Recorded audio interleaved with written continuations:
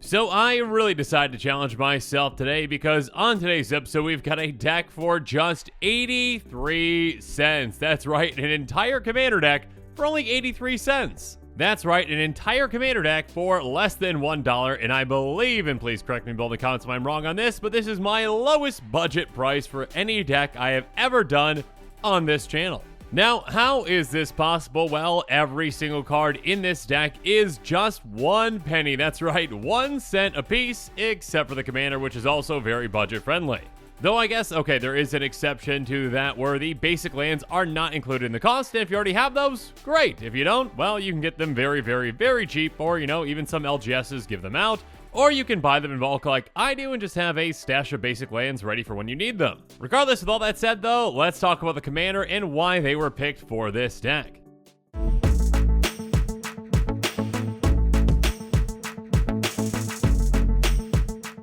So the commander that I selected for this 83-cent deck is none other than EDH the Gale Force. Now let's first talk about what this commander does, then talk about why she was selected. EDH is a 4/4 flying djinn that costs 3 blue. She has pay 2 and Azorius, attacking creatures with flying get ++1 until end of turn.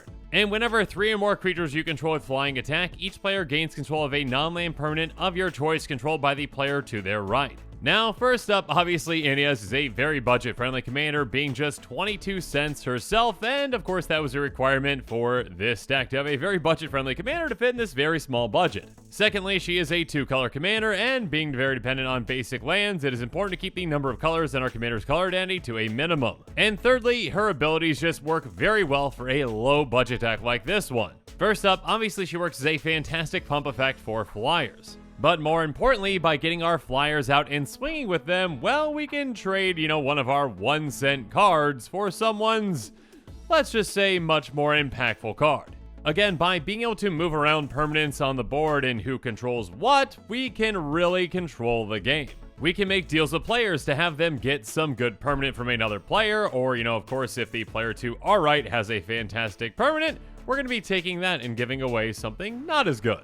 Yeah, so player on my left here is a tiny flyer, and player on my right, yeah, I'll take that Blightsteel Colossus, thank you. Now, obviously, it's not always going to be that big of a heavy hitter, but still, we can still get some fantastic permanents from our opponents and give away things that are not nearly as good, while still having the ability to finish our opponents off with an army of flyers that we can pump with this commander. So yeah, EDH is a fantastic budget commander, even one on the smallest of budgets. Now, as a quick reminder before we jump into the cards in the 99 of this deck, the deck list link is in the description below, so if you want to purchase this deck, well, it's going to be very, very, very budget friendly, and yeah, check out that link in the description below. And of course, in this episode, I'm going to break things down in different tactics to show you how this deck works and how we're going to win with it.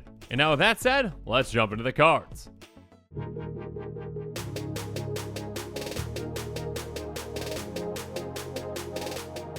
First up, even at the 1 cent restriction, we've got access to a couple of 1-mana flyers like Symmetry Sage, Moth Rider Patrol, and Ranger's Hawk. Symmetry Sage is a 0/2 flyer that has, whenever you cast your competence or sorcery spell, target creature you control has base power 2 until end of turn. And then Moth Rider Patrol is a 1/1 flyer that we can use to tap down a creature, and Ranger's Hawk is a 1/1 with flying that we can use to tap another untapped creature we control and venture into the dungeon. Now, obviously, the most important thing about these creatures is that they do have flying, so first up, we can, swing through at most opponents because it's going to be a fantastic form of evasion, and also, obviously, we can get these down early, and they can add to our flying count, so once we hit that, swinging with 3 flyers, we can start switching things around. So even though Symmetry Sage just on its own does not have any power, that does not matter. We simply need to attack with 3 flyers to get that trigger.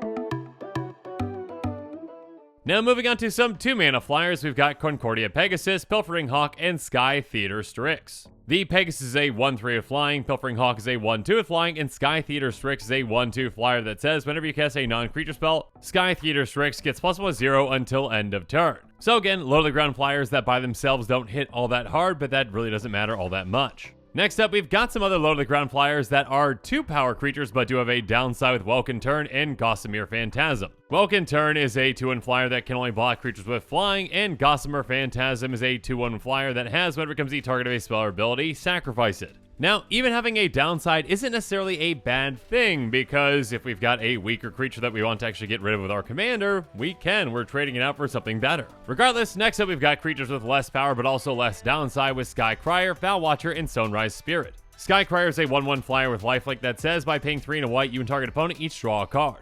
So with this, we can use that ability to wheel and deal and provide us some card advantage. Next up, Foul Watcher is a 1-2 that can also give us some card selection. Whenever it enters the battlefield, we surveil 1. And on top of that, it gets +1/+0 as long as there are 4 more card types among cards in our graveyard. And speaking of graveyards, next up there's Stonerise Spirit, a 1-2 flyer that has pay 4, exile card from your graveyard, target creature gains flying until end of turn. This can come in really handy, especially if we steal an opponent's creature that might not have flying, and we can give it flying to hit a requirement for our commander. And speaking of gaining flying, next up there's Kite Sail Corsair, which is a 2-1 that doesn't have flying, but it's got flying as long as it's attacking. And finally, there's Candlegrove Witch, a 2-2 human warlock that has Covenant at the beginning of combat on your turn. If you control 3 or more creatures with different powers, it gains flying until end of turn. The vast majority of the time, we're going to be able to meet that requirement. But of course, we are nowhere near done with our flyers just yet.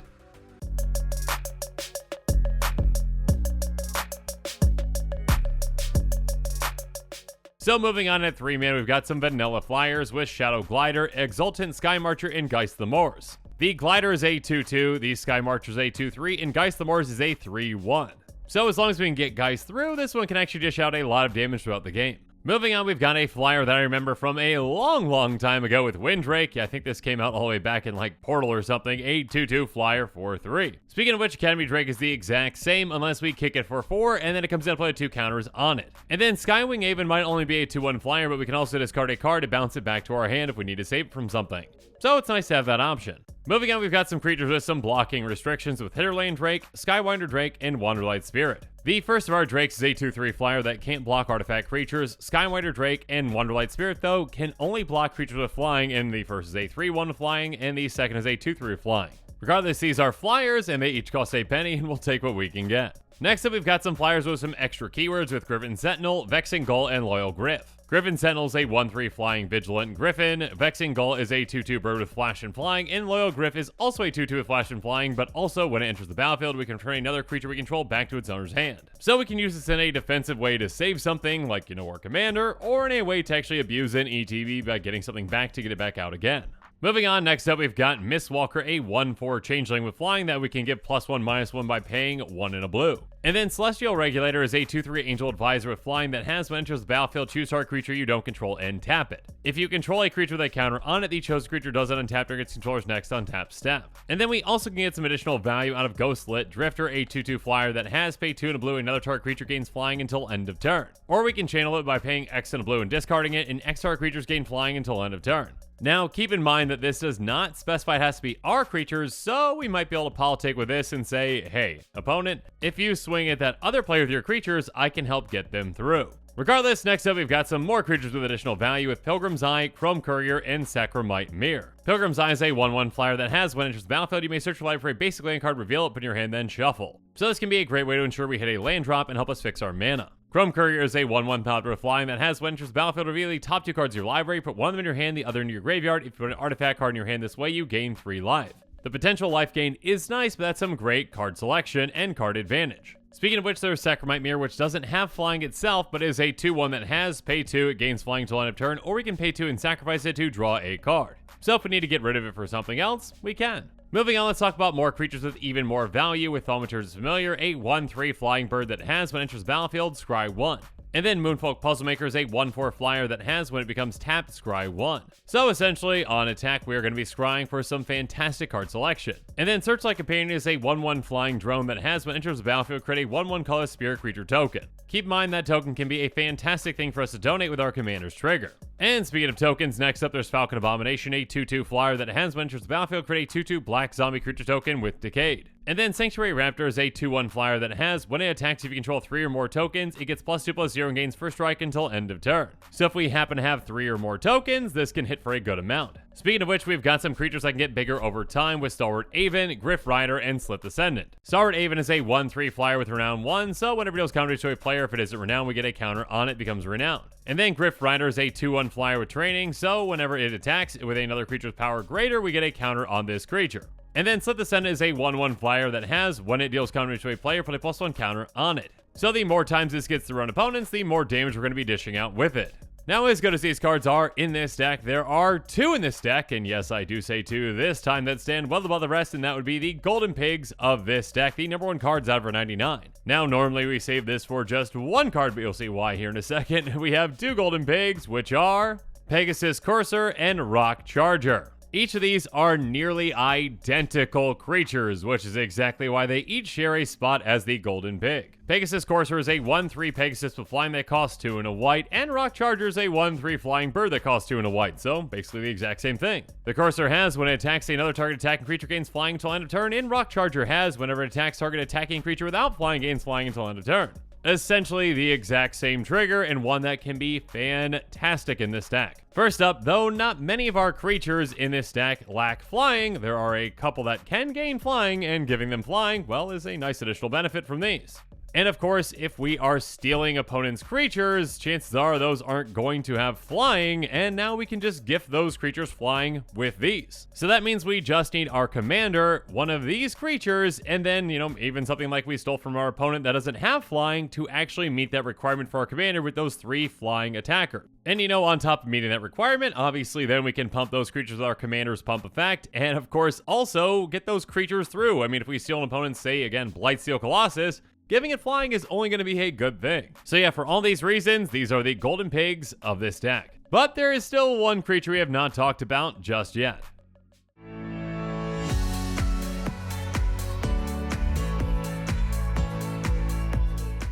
And that would be our only creature that cannot attack in this deck, Warded Battlements, a 0/3 wall with Defender that says attacking creatures you control get +1/+0. Again, with this deck, we are looking to be aggressive. We are looking to get flyers down quickly and start swinging, and when we do, well, we can hit even harder by just having this in play. In a way, it's essentially a free activation from our commander every single one of our turns that we're attacking. And again, with flying, we can usually get our creatures through, so yeah, the amount of damage that this can help us put out is a lot throughout the game. But now that we've talked about our plan and our creatures, let's talk about ways to deal with our opponent's plans and ways to throw a wrench into them.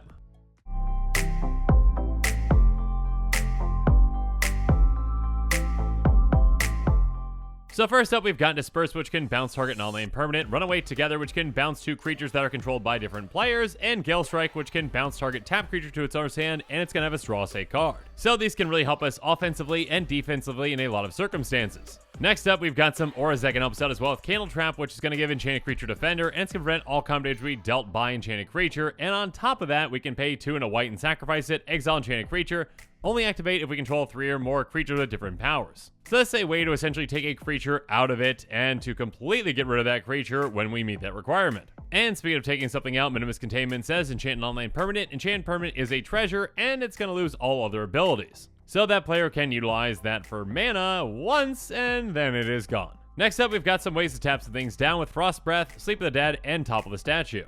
Frost Breath is going to tap up to 2 target creatures. Those creatures don't untap into their controller's next untap step. Sleep of the Dead's going to tap target creature, does untap target's controller's next untap, and we can escape it for 2 and a blue and exiling 3 other cards from our graveyard. And then Topple the Statue can tap any target permanent. If it's an artifact, we destroy it and we draw a card. So tapping things down, especially creatures, can be a great way to get our creatures through, and of course on top of that, we can kind of take a creature out of the equation for a little bit until we're ready to actually steal with our commander. Or, of course, we can just permanently take some things out with Kill Shot, Sky Whaler Shot, and farm to market. Kill Shot's going to destroy target attacking creature. Sky Whaler Shot's going to destroy target creature with power 3 or greater when we scry 1. And farm is going to destroy target attacking or blocking creature. And then, of course, there's Market, the aftermath half of the card. Draw 2 cards and discard 2 cards. And, of course, this isn't our only form of card advantage or card selection.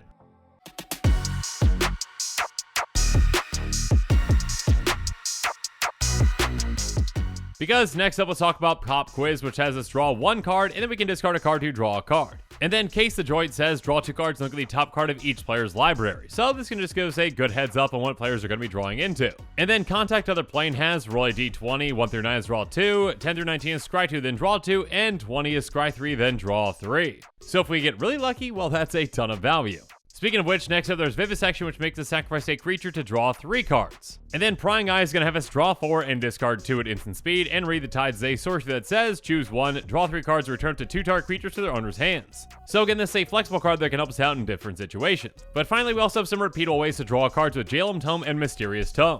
Jalum Tome has pay 2, tap, draw a card, then discard a card, and Mysterious Tome has pay 2, tap, draw a card, transform Mysterious Tome. It transforms into Chilling Chronicle, and by paying 1, we can tap target non-land permanent and then transform Chilling Chronicle back into Mysterious Tome. So again, this can help us with card advantage and taking certain things out of the equation. But now that we've gone through every single non-land card in this deck, let's talk about the price.